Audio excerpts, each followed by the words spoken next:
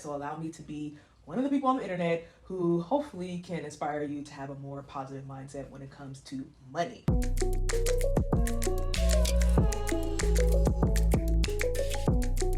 In today's video, I'm going to be talking about having a more positive money mindset. And I know that's very different than my usual fashion and beauty videos, but I will correlate it to that because I do think that having such a positive mindset has allowed me to be a bit more flexible with my spending and being more open to it. Sometimes the topic of money can be seen as a little bit taboo. I definitely think it's important that we have these conversations, whether it's within your family, within your friend group, or on the internet. So allow me to be one of the people on the internet who hopefully can inspire you to have a more positive mindset when it comes to money. But before we get into it, my name is Seyi and this is the Daily Seyi. On this channel, I share fashion styling videos, fashion hauls, along with some life and beauty tips. So if any of that is right up your alley, then please feel free to subscribe. And as always, if you are a returning subscriber, thank you so much for tuning in and being a real one.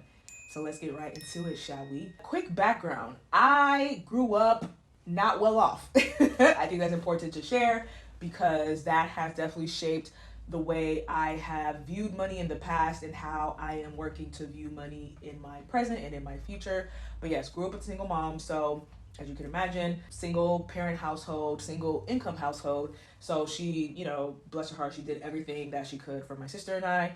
But obviously, just as life goes, there are struggles that come with being a single parent, especially a single Black woman in America, and she was an immigrant. So just add that on top of it. We had our struggles, and that sort of led to my own personal negative attachment with money. So because I didn't grow up with money, I feel like as I was starting to earn more when I was working a full-time job and now being a content creator full-time, I was noticing a very interesting adjustment to having money. And I had an experience where I, came into a large sum of money and did not really know how to manage it properly because I never really had a large sum of money. It was very foreign to me. And it was one of those things where it was twofold.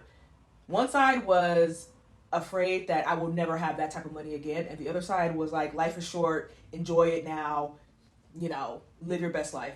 And I'm happy to say that now I can meet in the middle of those things, having the best of both worlds. But before, it felt like it was either one or the other, or two opposite extremes kind of fighting at the same time, and yet just causing me sort of like anxiety around finances and money. And so one thing that I really made a vow to do when I was starting to make more money was to change my mindset, because I realized that no matter how much money I was making, I was still feeling very, very, very, very anxious when it came to money.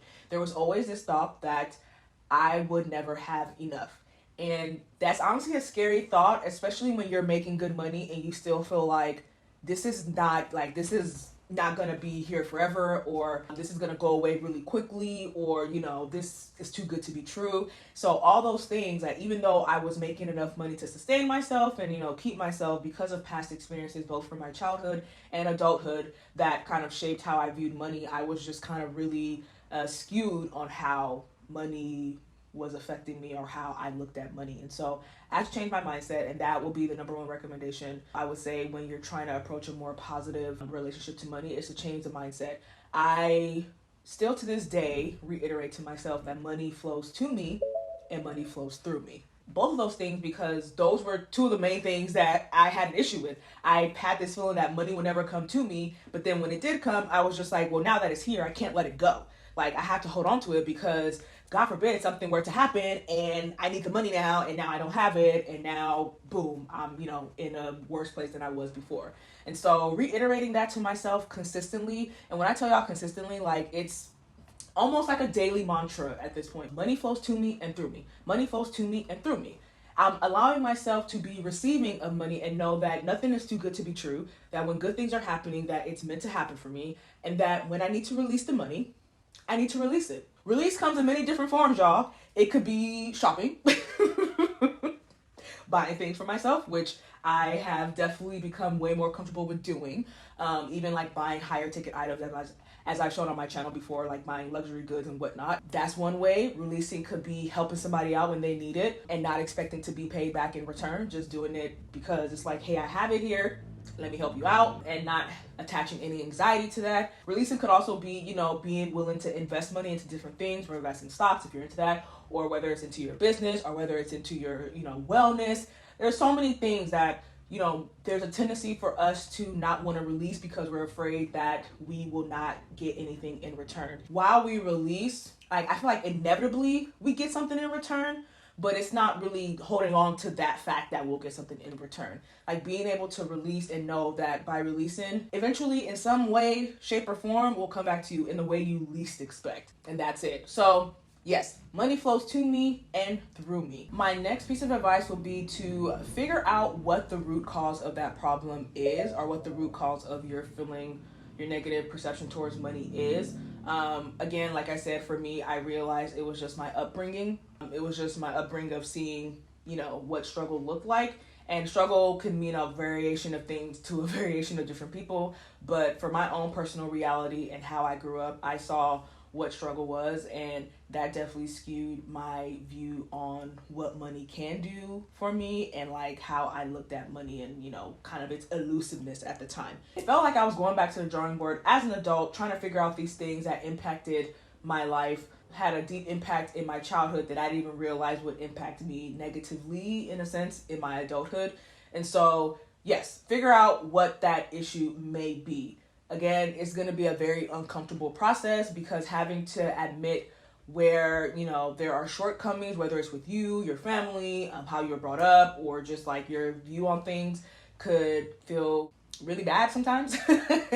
But on the flip side of that, you do feel better. You will feel lighter, because at least you're now addressing it and you're working towards making a better approach to how you view money. For me, I was willing to do whatever was necessary to make sure how I viewed it was positive. That also included prayer. I prayed about it because, look at, there were some moments where I was like, I simply cannot do this on my own. It's giving. Can't really figure this out on my own. And I've said it here on the channel before, but I'll say it again. I am a person of faith.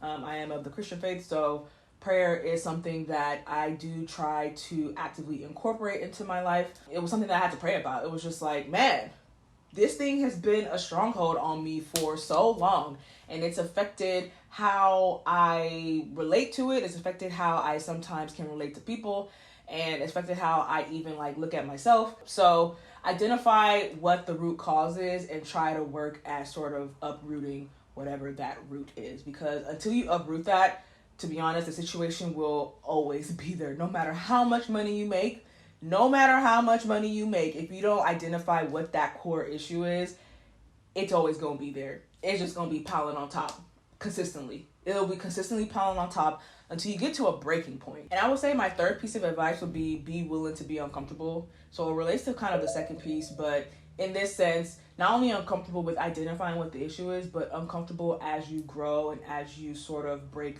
whatever root may be happening, and as you work to have a better relationship with money.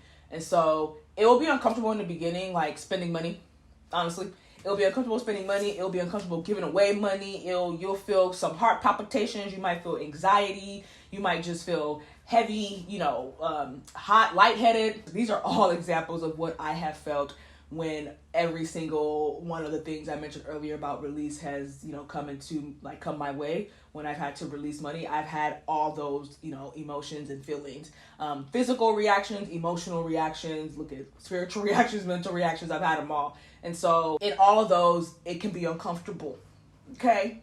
It can be uncomfortable. I'm giving myself grace because I'm not used to doing something like this, and I'm going against the grain of what I'm normally used to. I'm going against my own personal status quo, and I'm choosing to forge a different path. You're a work in progress, and you're trying your best. So if you feel any physical reaction, emotional reaction to what your process in having a better relationship with money, it's totally okay. So hopefully you find this video helpful. Again, I know it's a little different from my usual, but like I said, life tips on here. We're trying to better ourselves and be better in 2022 and beyond.